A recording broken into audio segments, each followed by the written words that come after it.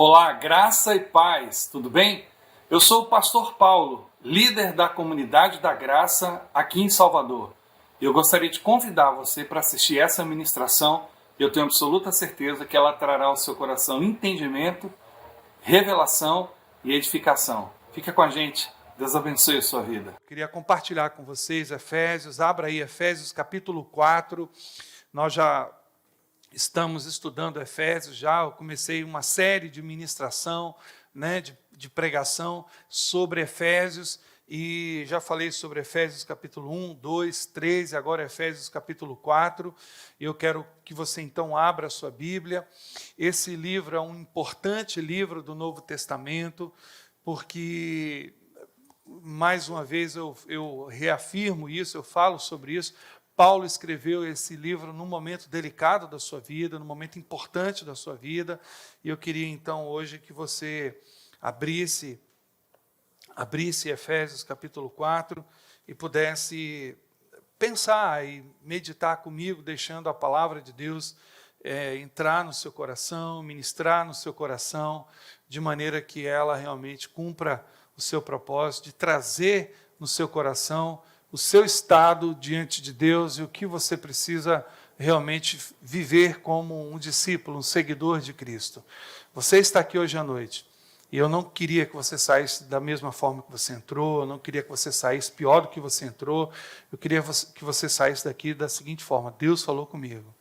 E isso é importante. Deus falou comigo, Deus falou ao meu coração e trouxe revelação, entendimento, encheu o meu coração da sua presença, da sua palavra, e isso fez diferença na minha vida. Que não seja somente mais uma reunião, mais um culto, qualquer coisa desse sentido, não, de maneira nenhuma, mas que seja realmente uma experiência importante para você nessa noite, estar aqui nesse lugar, porque eu não estou aqui perdendo meu tempo e nem enchendo linguiça e nem enganando vocês, e vocês não estão aqui também perdendo tempo, vocês estão aqui porque vocês querem de fato ser preparados por Deus para enfrentar as realidades da vida lá fora, vocês querem ser preparados por Deus, capacitados por Deus, transformados pelo Senhor para viver de fato a vida cristã como Deus requer de você e de cada um de nós. Amém?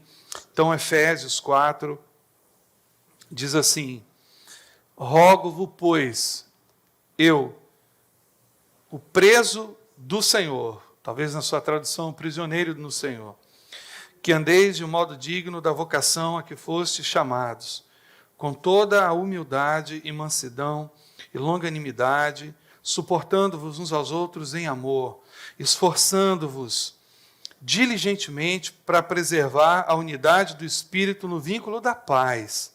Há somente um corpo e um Espírito, como também foste chamados numa só esperança da vossa vocação. Há um só Senhor, uma só fé, um só batismo, um só Deus e Pai de todos, o qual é sobre todos, age por meio de todos e está em todos. E a graça foi concedida a cada um de nós segundo a proporção do dom de Cristo. Por isso diz, quando ele subiu às alturas, levou cativo o cativeiro e concedeu dons aos homens. Ora, que quer dizer que subiu, senão também que havia descido até as regiões inferiores da terra.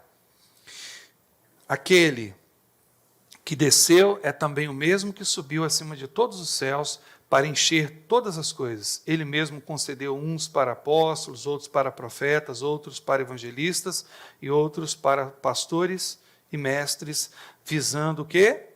O aperfeiçoamento dos santos para o desempenho do serviço, para a edificação do corpo de Cristo. Amém? Pai, muito obrigado pela sua grande manifestação no nosso meio, por meio dos louvores, por meio da graça do Senhor, por meio da presença do Senhor que flui no ajuntamento da igreja.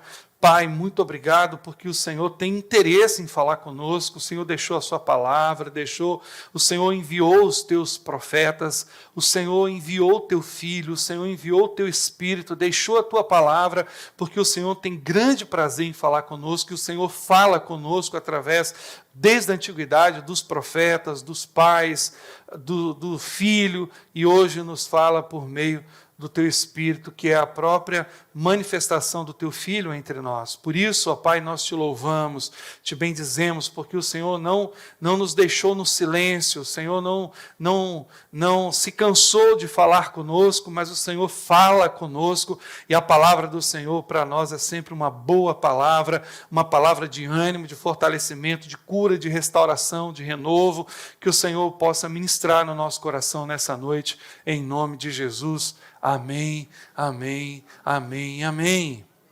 Amém. Amém. O que nós já sabemos em Efésios que traz alegria, entendimento e convicção e fé ao nosso coração nesses dias. O que nós já sabemos? Então, já sabemos que somos abençoados, Efésios capítulo 1, porque Deus nos abençoou com todas as bênçãos espirituais nos lugares celestiais em Cristo. Somos o quê? Abençoados. Somos abençoados. Já sabemos que somos reconciliados com Deus, Efésios capítulo 2, mas agora em Cristo Jesus, vós que antes estáveis longe, já pelo sangue de Cristo chegaste perto, porque Ele é a nossa paz, o qual de ambos os povos, judeus e gentios, fez um, e derrubando a parede de separação que estava no meio. Então, o muro, a parede de separação que havia entre judeus e gentios, foi quebrada, foi desfeita, a inimizade que havia entre esses dois povos, né, os que estavam perto, mas não estavam dentro, os que estavam longe, estavam mais distantes ainda. Então, Deus quebrou a separação que havia entre esses dois povos para torná-lo um povo, a fim de que eles estivessem, na verdade, esse povo estivesse dentro. Né, na comunhão, quando fala dentro, na comunhão.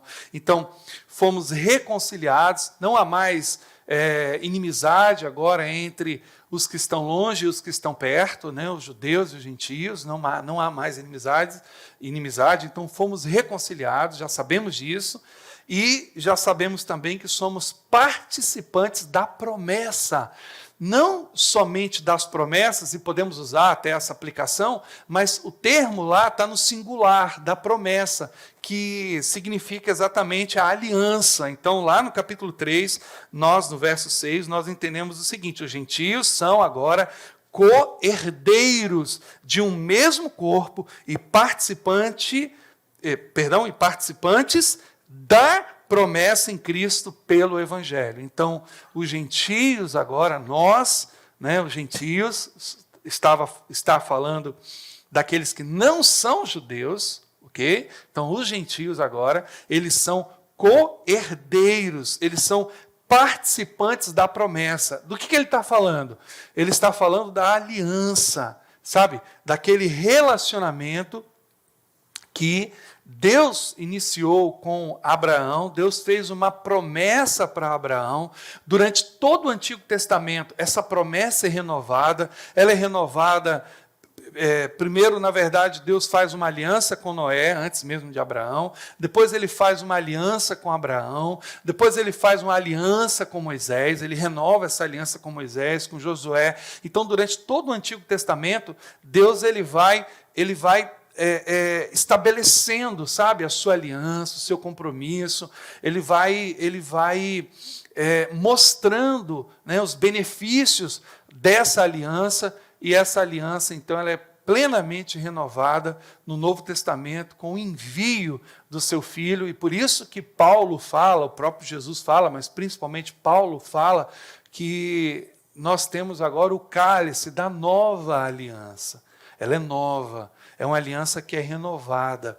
Então, a aliança que Jesus faz agora conosco na cruz do Calvário, ela agora ela é extremamente nova, ela não depende mais de rudimentos, nós não precisamos mais pegar um cabrito, um cordeiro imaculado e imolá-lo aqui no altar, sujar isso aqui tudo de sangue, para que a gente possa ter o perdão dos nossos pecados, para podermos orar a Deus e louvar o seu nome. Nós não precisamos mais disso, porque o Cordeiro de Deus, ele foi imolado na cruz do Calvário, e aquele sangue que era derramado no altar, ele apenas encobria, era como aquela faxineira que jogava a sujeira para debaixo do tapete, e ninguém via a sujeira, mas estava lá. O sangue de bode de touros, ele encobria os pecados apenas, mas o sangue do Cordeiro de Deus, do Filho de Deus, do nosso Senhor Jesus, ele de fato, de uma vez por todas, ele tirou,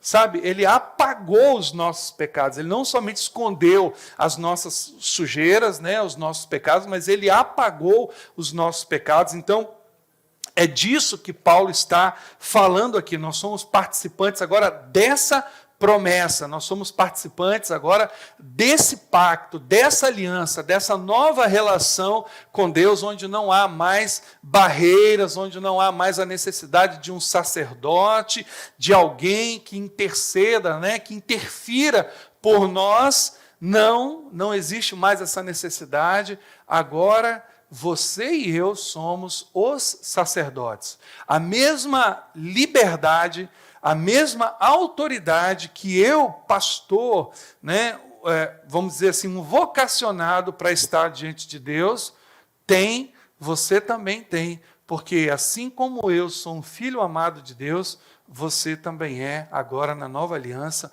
um filho amado de Deus, e independente do dom que eu tenho, que é o dom pastoral, você também tem dons de serviço, né, dons ministeriais, dons manifestacionais, e você também tem o mesmo acesso, porque não é um dom que amplia ou minimiza ou diminui o nosso acesso diante de Deus, não é pelo fato de um ser pastor, apóstolo, profeta, mestre, evangelista, ele tem mais acesso diante de Deus. Não, na verdade, nós temos acesso diante de Deus, não é por causa do dom que habita em nós, mas por causa do dom de Cristo, da graça, da misericórdia dele por nós, por mim e por você. Então, nós já aprendemos tudo isso em Efésios. Somos abençoados, somos reconciliados e somos o quê? Participantes da promessa, da nova aliança. Você pode aplaudir o Senhor por isso? Oh, que coisa boa! E isso é muito bom saber disso. Saber disso é muito bom. Então, o que nós precisamos saber mais em Efésios agora? Então, agora nós estamos no capítulo 4, e eu creio que Deus tem ensino, Deus tem revelação, Deus tem desejo de encher o nosso coração ainda mais de entendimento, mais do que isso, de vida prática. Então, Paulo começa dizendo o seguinte aqui em Efésios, ele começa dizendo assim: eu, pois, o preso do Senhor, Paulo, ele fala assim, eu, rogo-vos, pois, eu, o preso do Senhor, que andeis como é digno da vocação com que fostes chamados. Então, Efésios 4:1, Paulo, ele fala da sua condição, da condição dele, agora como ser humano, como homem, eu, o preso do Senhor. Então, perguntinha para você, eu gosto sempre de pregar e ao mesmo tempo perguntar, porque isso ativa a nossa mente, né? Então, preste atenção na pergunta, porque ela não é capciosa, mas ela não é uma pergunta simples. O que prende você por causa do Senhor? O que prende você por causa do Senhor? Preste atenção, eu não estou perguntando o que te prende ao Senhor. Não é isso que eu estou perguntando. Eu estou perguntando o seguinte: se você tivesse que ser preso por causa da sua fidelidade a Deus, qual seria a alegação dos seus acusadores contra você e sua fé? O que eles diriam que você está fazendo que levou à sua prisão? Se fosse em outras circunstâncias, não agora, porque agora nós temos total liberdade de viver a vida cristã. Pelo menos aqui no Brasil, temos. Ninguém está aqui, não tem policial aqui na porta, né, prendendo você, se caso você viesse adorar a Deus, mandando fechar a igreja. Não tem nada disso no Brasil, e em centenas de outros países, só tem, parece que 200 nações, né? Então, em mais de uma centena de nações, há certa liberdade, em outras não. Mas aqui, no nosso caso, em outras circunstâncias, se não tivéssemos essa liberdade cristã, se adorar a Deus no Brasil, se ser um cristão no Brasil fosse alguma coisa proibida, qual seria a alegação dos seus acusadores a seu respeito? Para a gente começar aqui hoje a fomentar o que Deus quer falar com a gente, porque foi o que Ele colocou no meu coração. Então, primeira coisa que a gente precisa saber hoje à noite é sobre a vida desse homem. O apóstolo Paulo, ele não foi um desordeiro, Paulo não foi um insensato, Paulo não foi um perturbador da fé alheia, ele não entrava, por exemplo, em terreiro de candomblé para quebrar a imagem de ninguém, para ofender a fé de ninguém. Ah, pastor, mas não existia, né, terreiro de candomblé naquela época. É verdade, eu só estou dando um exemplo grosseiro. Ele não entrava, por exemplo, Atenas fala de muitas religiões místicas, de deuses.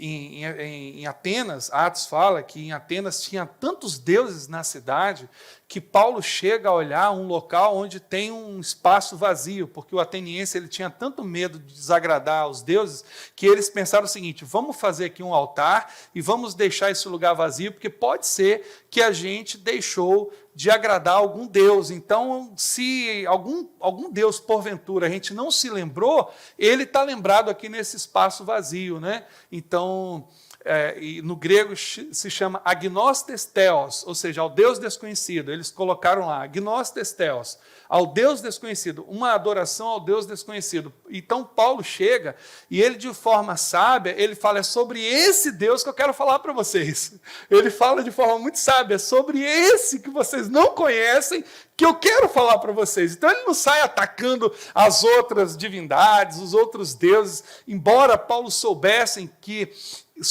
que eram obras feitas por mãos humanas, mas nós não vamos ver, na verdade, o apóstolo ofendendo ninguém. Mesmo na época lá, existindo então as religiões místicas, Paulo simplesmente ele pregou o evangelho e isso levou à prisão.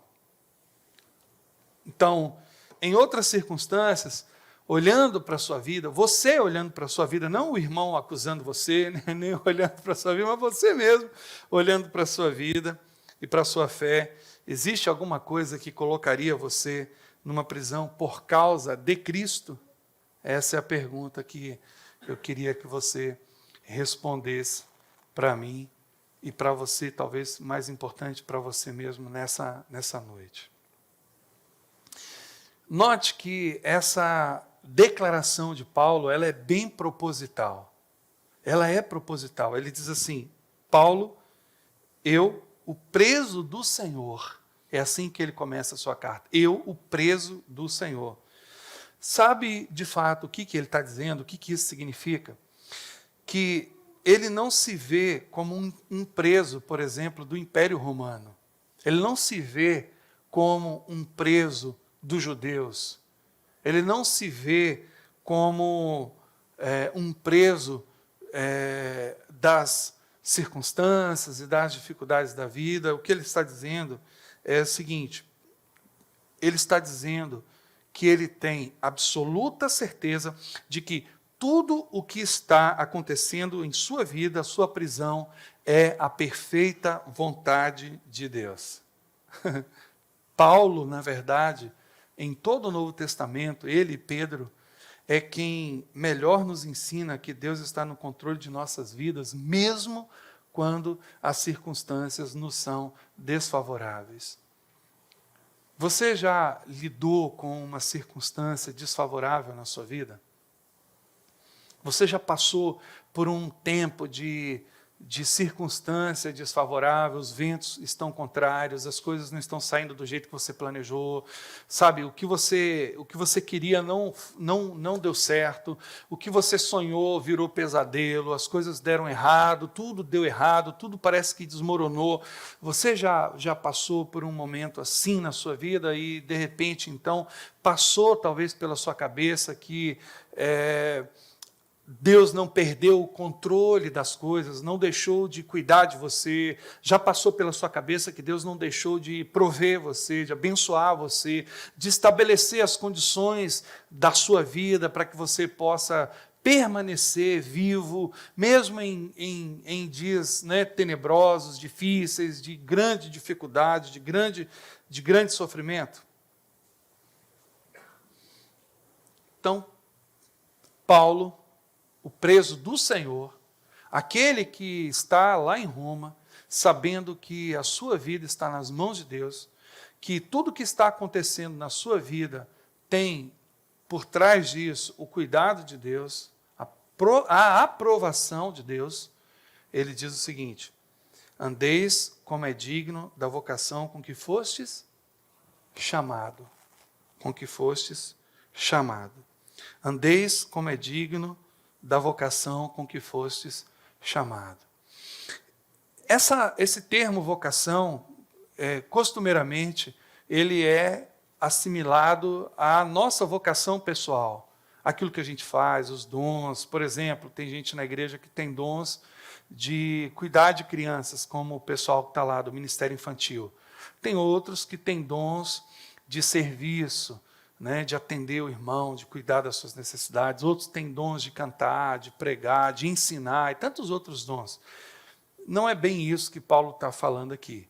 Não está falando de uma vocação específica, de um dom específico. Não é isso que ele está falando. Então, nós vamos entender o que ele está falando quando nós associamos esse texto de Efésios 4:1 com o texto de 1 Pedro 2:20, 21, que diz assim: pois que glória há se, pecando e sendo castigados por isso, vocês o suportam com paciência. Ou seja, o que de bom tem nisso, no fato de vocês errarem e serem castigados por isso e suportarem esse castigo? O que de bom tem nisso? Qual a vantagem que tem nisso? Pedro está falando. Aí Pedro fala agora outra coisa. Se, entretanto, quando praticam o bem, vocês são igualmente afligidos e o suportam com paciência, isso é agradável a Deus.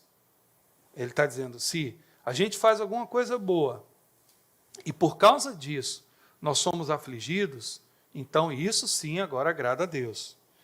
Porque para isso mesmo fostes vocacionados. Olha que ele usa a mesma palavra, fostes chamados.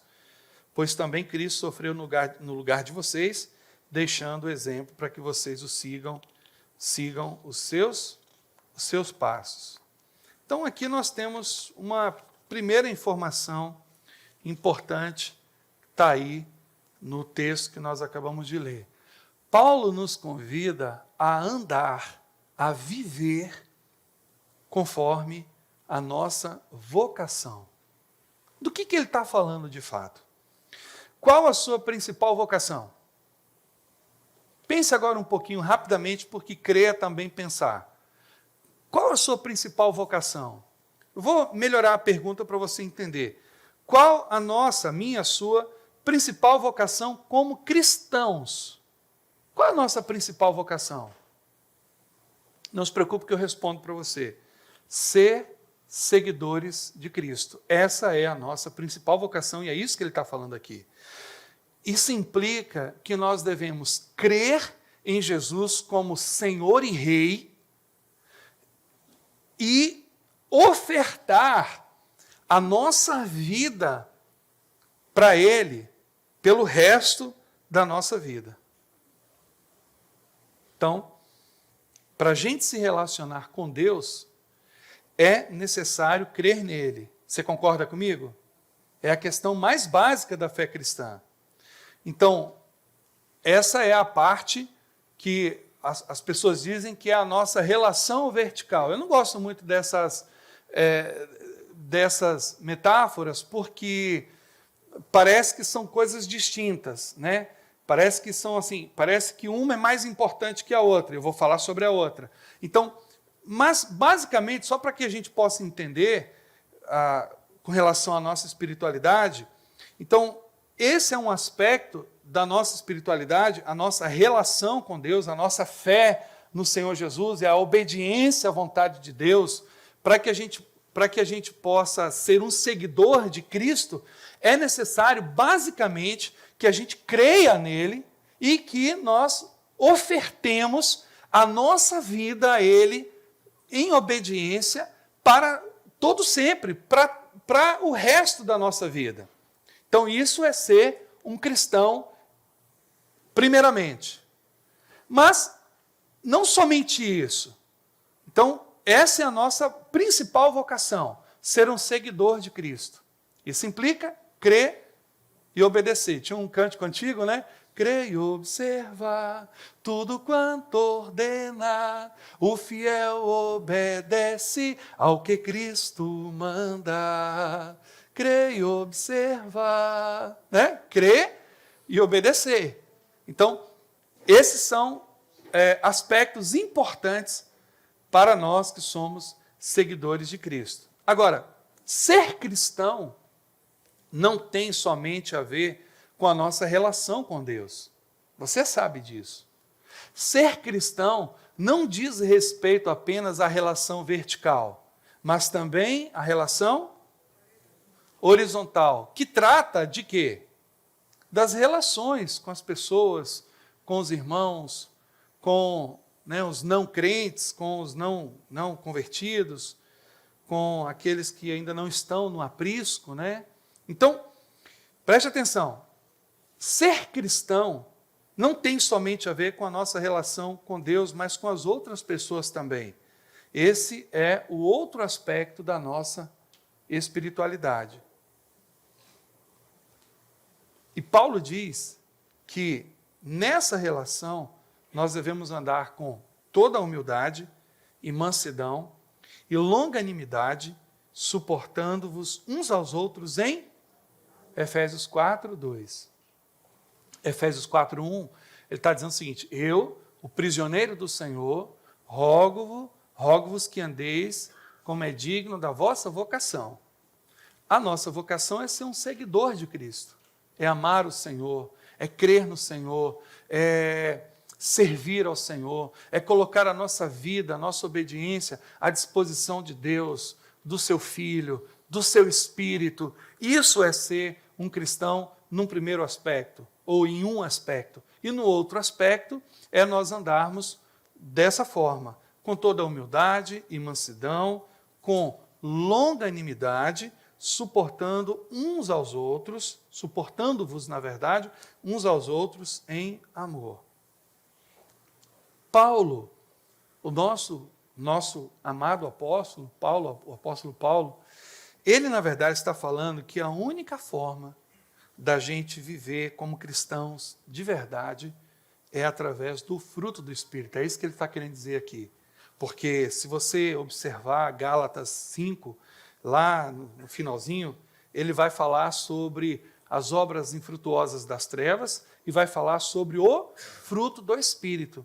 E é interessante porque esses aspectos que estão aqui, humildade, mansidão, longanimidade, né, isso é a essência do fruto do Espírito. Isso é o fruto do Espírito aqui, né, destrinchado de forma clara aqui.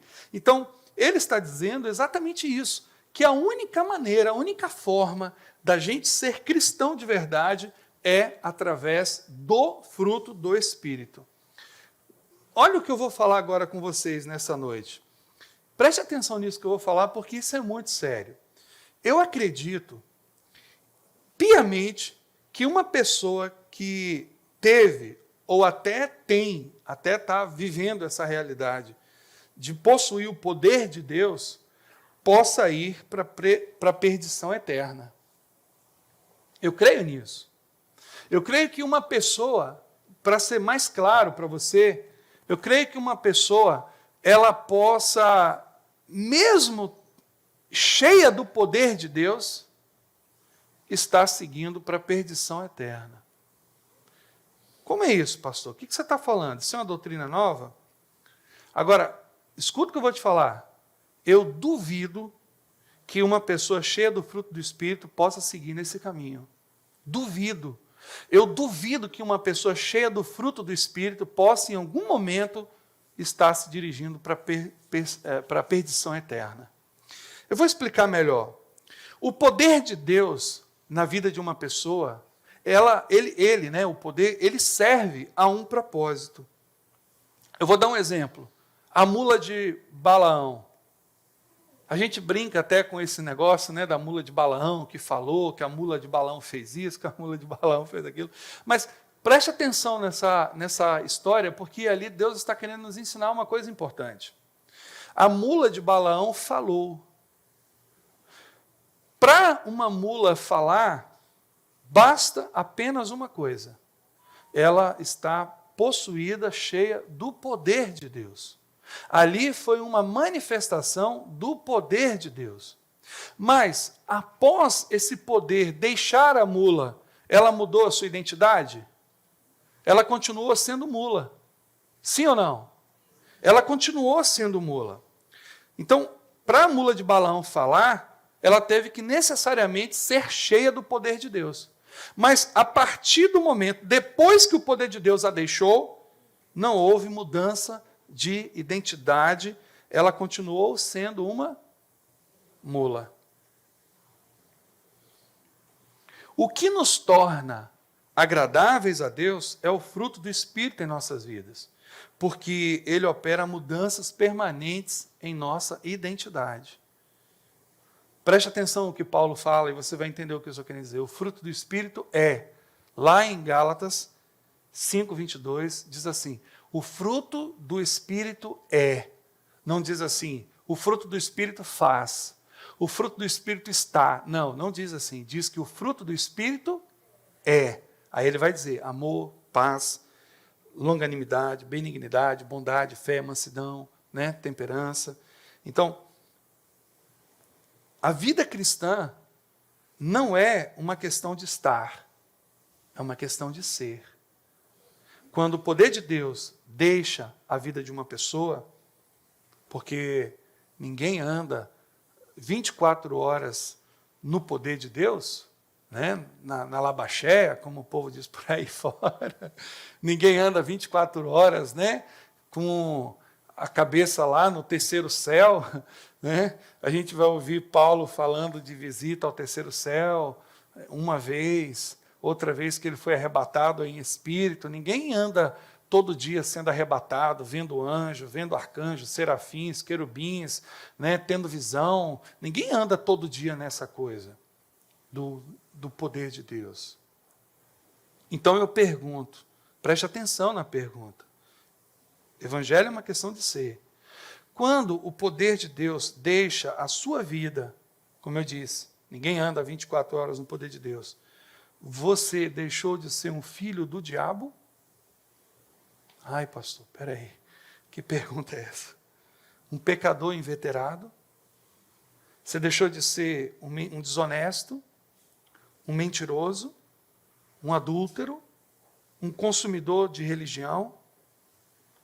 Em outras palavras, de uma forma figurada, deixou de ser uma mula, com o perdão da palavra. A gente, eu me incluo nisso também, quando o poder de Deus sai da nossa vida, a gente deixou de ser alguma coisa nesse sentido? Então, entenda, preste atenção, o fruto do Espírito promove mudanças permanentes em nós. Uma pessoa pode ser muito usada por Deus e pode ir para o inferno. E nós encontramos o respaldo disso em Mateus 7, 22 e 23. É interessante que 3 coisas são ditas ali a respeito do poder de Deus. Profetizamos em teu nome expulsamos demônios, e em teu nome fizemos milagres. Você concorda comigo que para fazer milagres depende do poder de Deus ou você faz na sua força? O que Nicodemos disse para Jesus? Bem sabemos que tu és o enviado de Deus, o Filho de Deus, porque ninguém faz essas coisas se Deus não for com ele. Então, a gente não entende algumas coisas. Deus pode ser com a gente, mas é diferente de Deus estar na gente. Deus chama Ciro, né, lá no Antigo Testamento, de meu servo. Por quê? Porque Deus, quando Ele quer fazer alguma coisa, Ele tem um propósito, Ele libera o seu poder. Para uma pessoa profetizar, ela necessariamente precisa estar andando no poder de Deus. Para uma pessoa expulsar demônios, vocês viram o que aconteceu lá com os filhos de Seva. Eles foram lá expulsar demônios, eles disseram o quê? Em nome do Paulo, do Deus que Paulo prega, eu vos conjuro, e o capeta, os diabos, os demônios caíram para cima dos filhos de Seva e deram uma surra neles, porque eles não tinham autoridade para expulsar. Então, em Mateus está dizendo o seguinte: nós não expulsamos demônios em teu nome, não fizemos milagres, amados. Milagres são coisas que dependem bastante do poder de Deus. Ninguém vai conseguir fazer um milagre se não for pelo poder de Deus. E sabe o que é interessante ali naquele texto? Jesus não diz assim: não, vocês não fizeram isso não. Não, isso que vocês estão falando não é verdade, eu não reconheço isso. Jesus não diz isso ali. Porque provavelmente eles, de fato, profetizaram, expulsaram demônios, fizeram milagres, mas ele vai dizer exatamente o seguinte: apartai-vos de mim, vós malditos, porque eu não vos conheço. Não vos conheço. Então, o que Mateus está querendo dizer para nós, com esse texto, com essas informações importantes, é que você pode ser muito usado por Deus. Uma pessoa pode ser muito usada por Deus. E não necessariamente ser dele. E nós precisamos tomar cuidado com isso, porque o que a gente mais vê na igreja evangélica hoje é a gente querendo ser usada e ser cheia do poder. E por isso que essas coisas não me encantam muito, sabe? Porque do poder de Deus, até uma mula pode ser cheia. Mas do caráter de Deus, só filho. Do fruto do Espírito, só filho. Porque o fruto do Espírito opera na vida de uma pessoa mudanças permanentes. Se você quiser realmente agradar a Deus, é necessário que você tenha o fruto do Espírito. Porque é Ele que promove em nós o caráter de Cristo. Se você olhar ali, se você for dar uma atenção a Gálatas 5:22, você vai ver que Cristo é amoroso, alegre, tem paz, é longânimo, benigno, é bondoso, tem fé, é manso, tem temperança. Então você vai ver o seguinte: as características de Gálatas 5:22 fala necessariamente do caráter de Cristo. Então, o desejo de Deus é que você seja aprovado. Por isso que Paulo fala a Timóteo que é necessário que ele seja um obreiro aprovado. Não fala, é necessário que você seja um obreiro usado. Não, aprovado. É necessário que você seja aprovado. E para ser aprovado, é necessário possuir o fruto do Espírito. Então, andar conforme a nossa vocação implica em crer no Senhor, amar o Senhor, dedicar a nossa vida para Ele, mas também implica em andar em mansidão, andar no fruto do Espírito, possuir o fruto do Espírito dentro do nosso coração. E essas características, elas são permanentes. Quando o Espírito Santo trabalha em nós e coloca dentro de nós o amor de Deus, isso vira um selo dentro de nós. A temperança, a fé. Quem é que pode roubar a fé do coração de uma pessoa? Quem é que pode roubar a mansidão, a temperança, a alegria do coração de uma pessoa? O que pode tirar isso de dentro de nós, uma vez que o Espírito de Deus colocou lá? Então, primeiro nós somos chamados ou convocados a andar conforme a nossa vocação. Esse é o primeiro aspecto. Segundo aspecto, tão importante quanto o primeiro, Paulo fala aqui agora, procurando guardar a unidade do Espírito pelo vínculo da paz. Escuta aqui, preste atenção no que eu vou te falar. O diabo sabe que o poder de qualquer coisa está na unidade. Vocês lembram daquele texto lá do Antigo Testamento, quando eles foram construir a Torre de Babel, a torre da Babilônia, né? Babel, na verdade, significa Babilônia.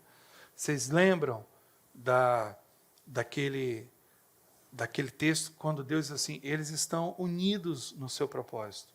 E eles vão construir mesmo uma torre para alcançar os céus. E ali, então, há confusão. Deus estabelece, então, a confusão das línguas, para que o propósito arrogante, soberbo, de serem maiores, era o mesmo desejo que havia no coração de Lúcifer. Subirei, serei semelhante ao Altíssimo. Eles não queriam um relacionamento com Deus, eles queriam subir até o lugar de Deus. Vamos ver onde é que Deus está, vamos construir uma torre e a gente vai até Ele lá, e nós vamos ser grandes como Ele. E Deus, então, confundiu esse propósito. A unidade do Espírito pelo vínculo da paz, a unidade do Espírito.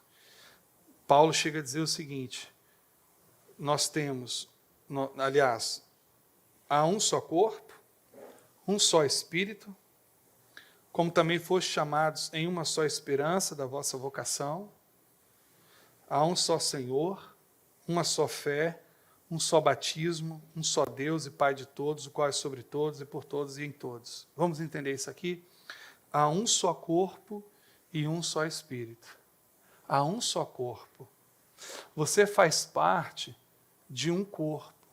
Não existem dois corpos. Jesus não é adúltero, ele não tem duas noivas. Só tem uma, a igreja. Você faz parte daquilo que é muito especial, criado no coração de Deus, o corpo de Cristo. Você é parte disso. Você é parte do corpo de Cristo. Então, e para fazer parte do corpo de Cristo, você tem o Espírito. Não tem dois Espíritos Santos, só tem um. Imagina se tivesse dois Espíritos Santos, a confusão que seria, né? Um quer uma coisa, outro quer outra, um dá uma direção, outro dá outra. Não, só tem um. Só tem um Espírito Santo.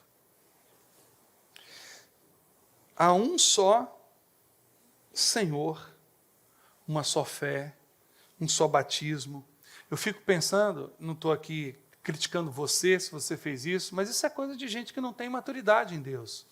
O sujeito vai lá para Israel, no Rio Jordão, aí vê aquele monte de crente velho, que foi batizado, tudo sendo batizado de novo no Rio Jordão. Isso é uma loucura. Isso é desacreditar o que já aconteceu na sua vida. É tipo assim, você dizer, não, o que eu fiz lá atrás não valeu, eu vou me batizar de novo. Não precisa. Se um dia eu for, eu quero tomar banho no Rio Jordão, eu quero mergulhar, eu quero pescar, eu quero nadar, mas batizar de novo, não. Porque eu já fui batizado a um só batismo. Um só. Eu já fui inserido no corpo de Cristo, já fui mergulhado no corpo de Cristo. Por que eu vou ser batizado de novo? Um só Deus e Pai de todos, o qual é sobre todos e por todos. O mesmo Deus que está sobre nós é por nós e está em nós. Então, sabe o que Paulo está dizendo de fato para mim e para você? Não há nada mais que deponha contra o testemunho da igreja do que brigas entre irmãos e escândalos no meio da igreja. Você quer ver uma coisa destruir o testemunho da igreja? É brigas entre irmãos e escândalos. Brigas, desentendimentos, confusão, todas essas coisas. E o contrário também é verdadeiro. Nisto todos conhecerão que sois meus discípulos, se vos amardes uns aos outros. O contrário também é verdadeiro. Não há nada mais que deponha a favor do testemunho da igreja do que os irmãos que se amam, que se respeitam, que zelam um pelo outro, que cuidam um do outro. Como é ruim, como é triste você estar numa igreja onde os irmãos, um fala mal do outro, um odeia o outro, um tem inveja do outro, calunia o outro, um inventa, né, tem ciúme do outro, tem rixa com o outro. Isso não é uma igreja. Isso é um pedaço do inferno. Igreja não é.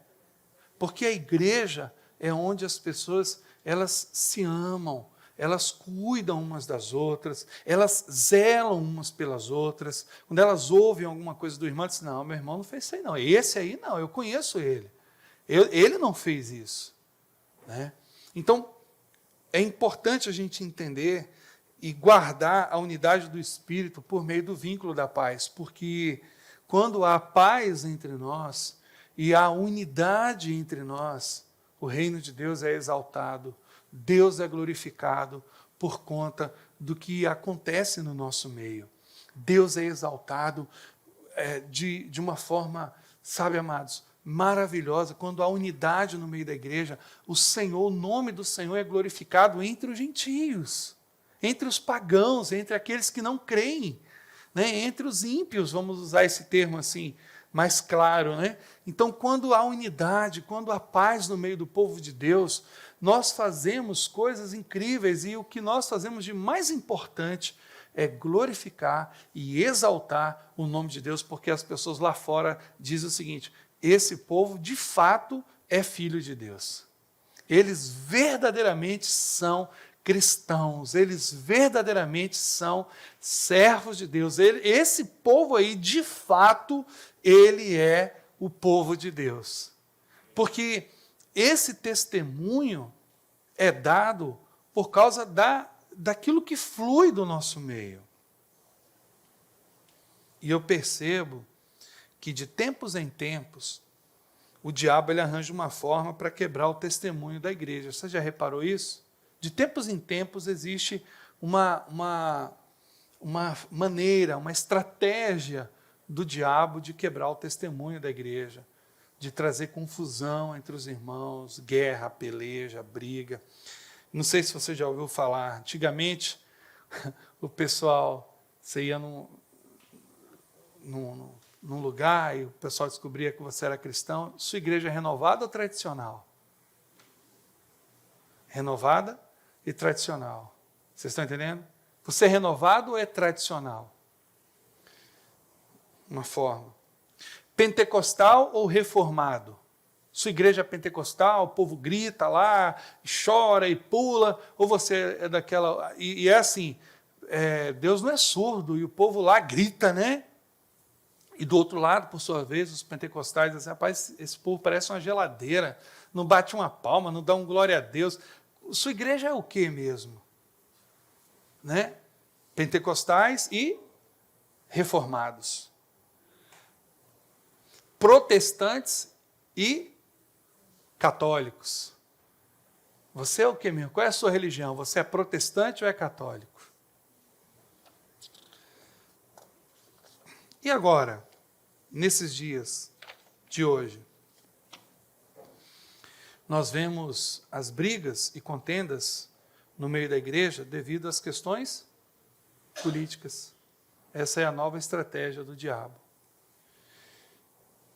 Eu quero falar com os irmãos o seguinte: as eleições estão chegando, se aproximando. E o inimigo está preparado para jogar os irmãos uns contra os outros. E o diabo está rindo da igreja brasileira como nunca.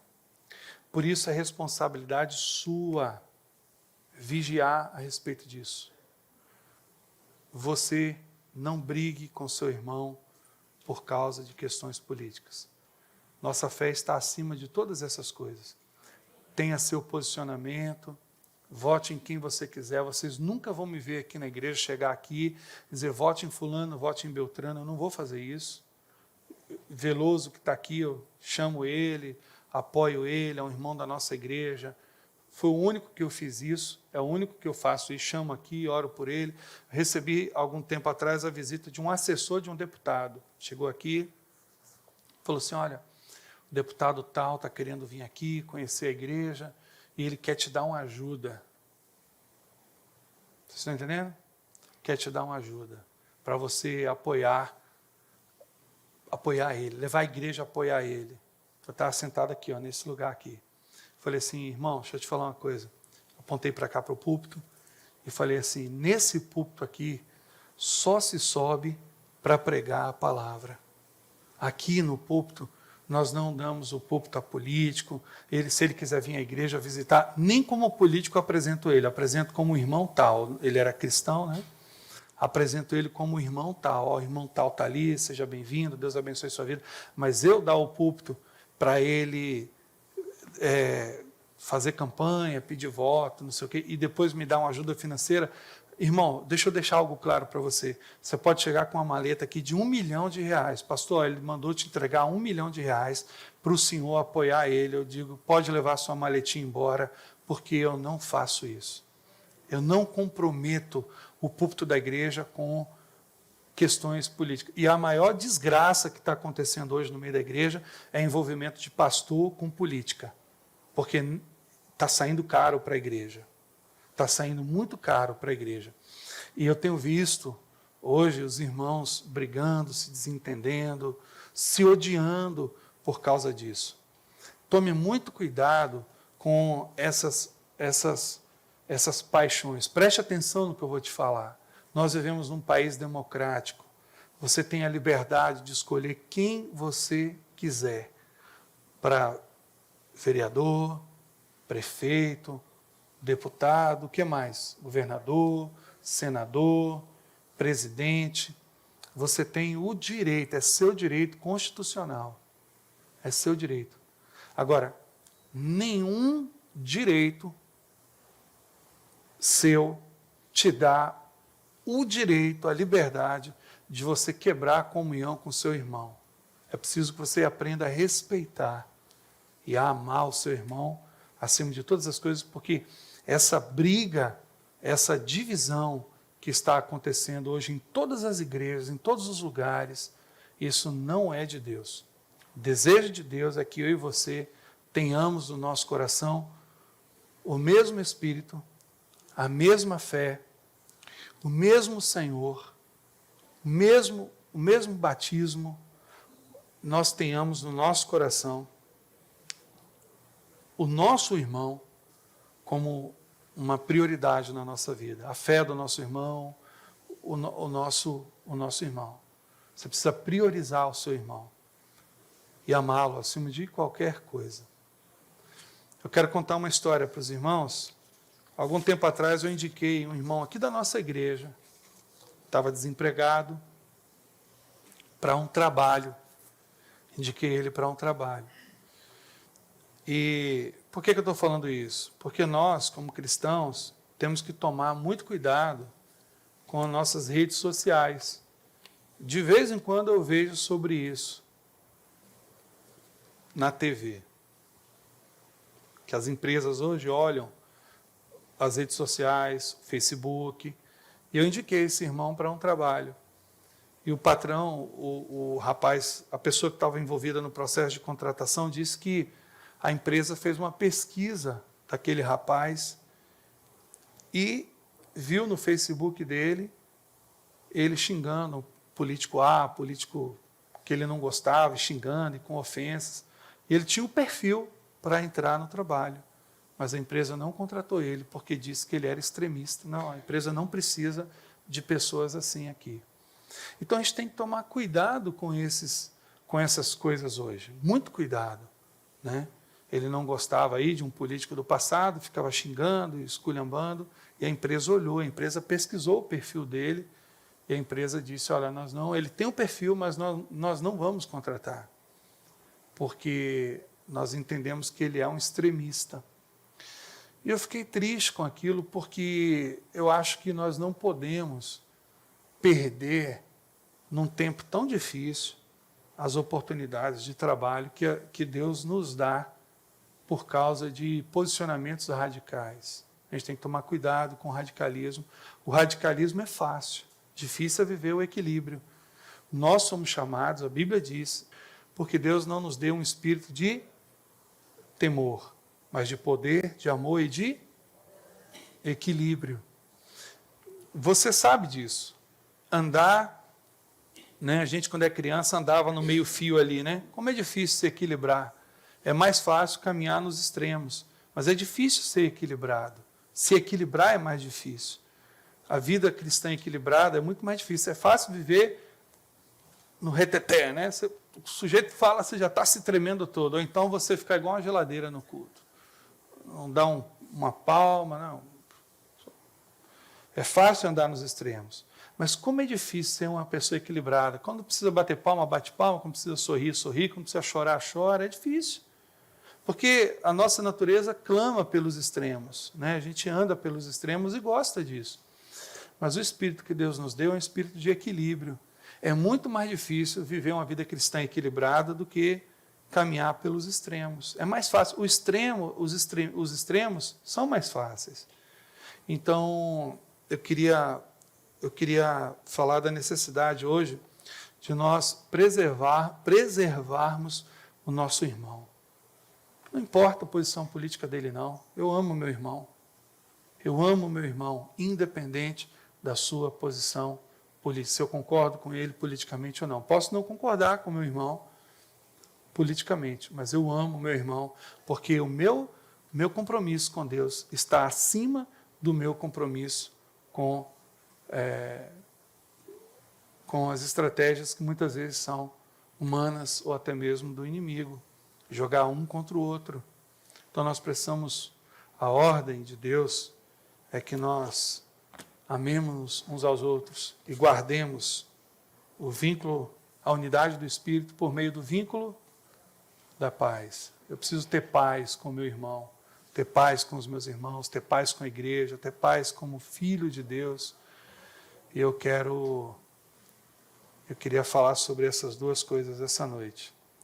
Da necessidade da gente andar segundo o nosso chamado, a nossa vocação, como discípulo amado de Deus, e a gente guardar o vínculo da paz, viver em paz, em harmonia.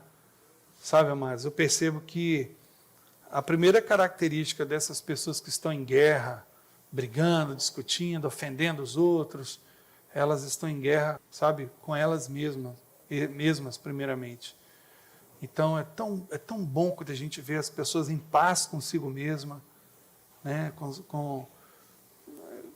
com elas mesmas, né? Tão bom quando a gente vê as pessoas em paz com elas mesmas, andando debaixo de uma direção de paz, de harmonia no seu coração, crendo que Deus é o Senhor das nossas nações, de todas as nações da terra. A palavra diz que a terra é o estrado dos pés do Senhor, né? Que o Senhor ele coordena todas as coisas e nós temos a missão de orar e pedir a Deus que abençoe as nossas autoridades, clamar por elas, entregá-las nas mãos do Senhor e buscar de Deus sabedoria, direção. Nós temos o mesmo Espírito, amados. Temos o mesmo chamado, temos o mesmo Pai, temos o mesmo, a mesma vocação. Por que o diabo não joga uns contra os outros? Por que o diabo faz isso? Que a gente permite. O primeiro assassinato na terra tem um segredo que a gente precisa atentar e observar. Quando Deus chama Caim, ele fala para Caim o seguinte: cuidado com o seu coração. O pecado ronda você, jaz à porta do seu coração. É necessário que você cuide disso. Deus não colocou a culpa no diabo.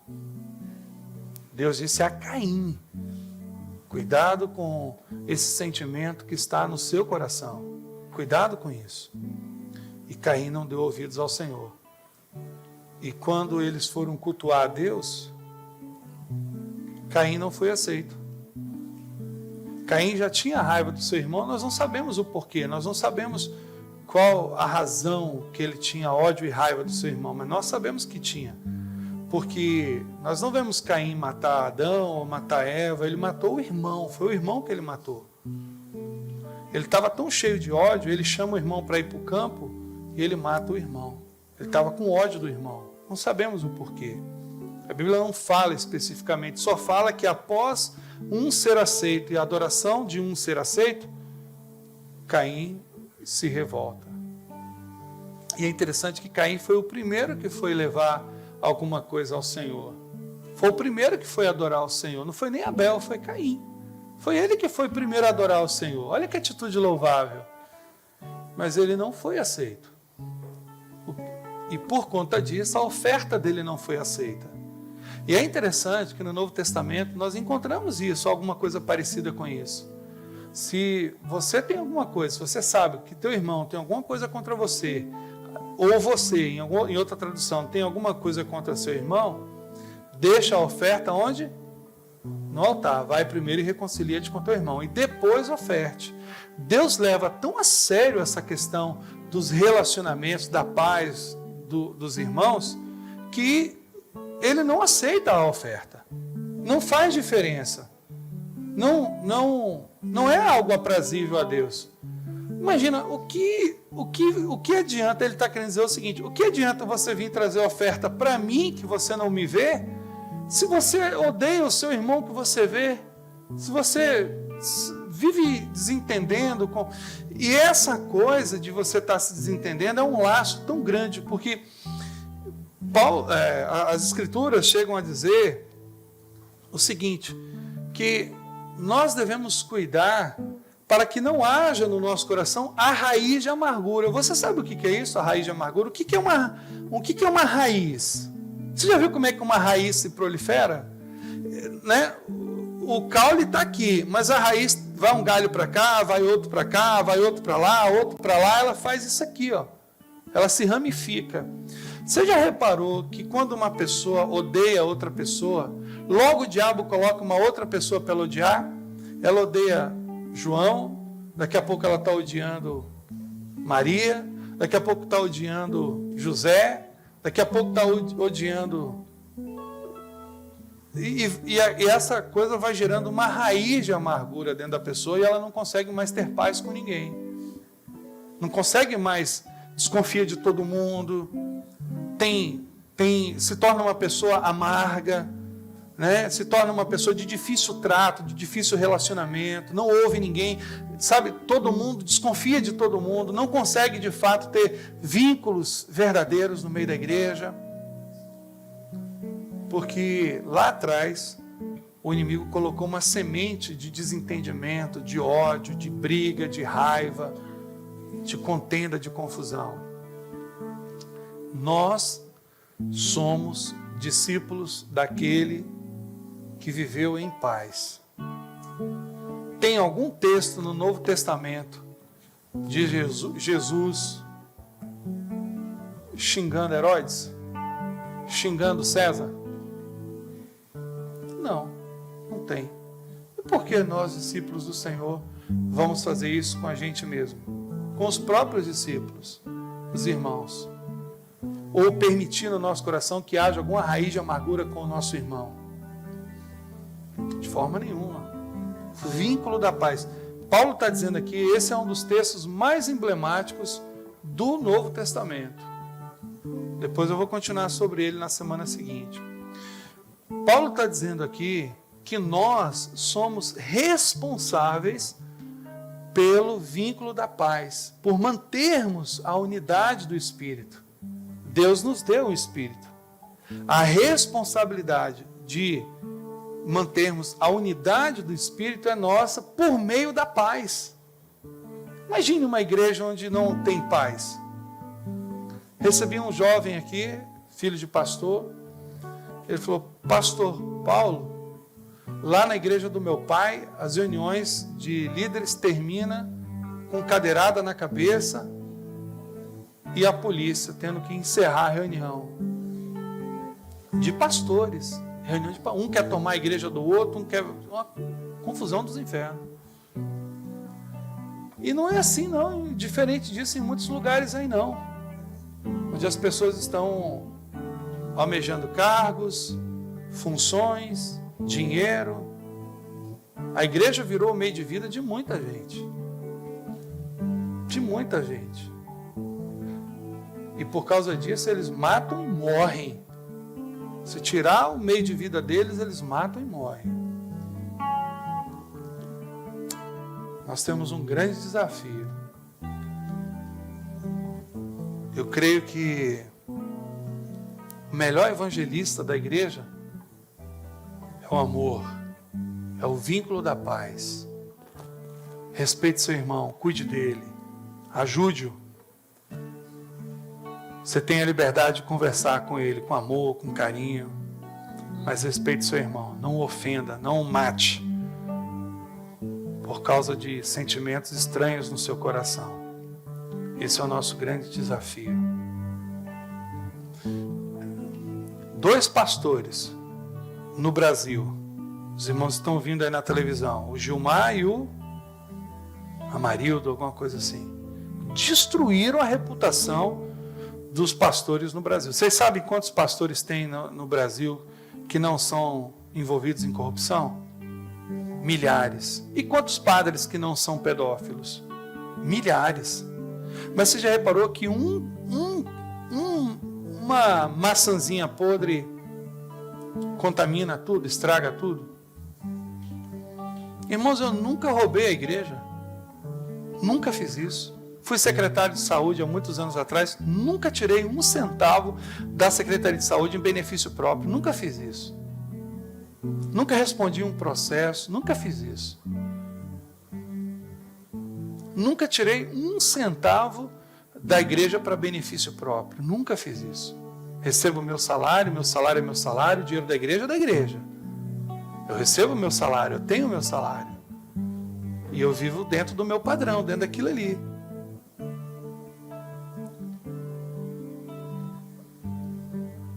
Paulo fala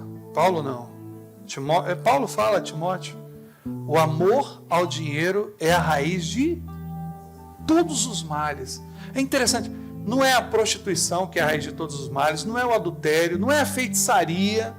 O amor ao dinheiro é a raiz de todos os males. E por causa dessa cobiça, dessa ganância, alguns se traspassaram a si mesmos. É importante, é interessante esse versículo, porque fala dessa ganância. Note que cada um é atraído e tentado pela sua própria concupiscência. Veja que coisa interessante, como é que o diabo faz. O padre não casa, aí ele tem as necessidades sexuais dele. Aí o diabo faz o seguinte: não, mas tem aqui uma criança, você pode ter relação com ela que não tem problema nenhum. Aí o diabo, pau, acaba com uma igreja que muitas vezes está fazendo um trabalho social tão bonito. Os irmãos já ouviram falar da pastoral dos moradores de rua?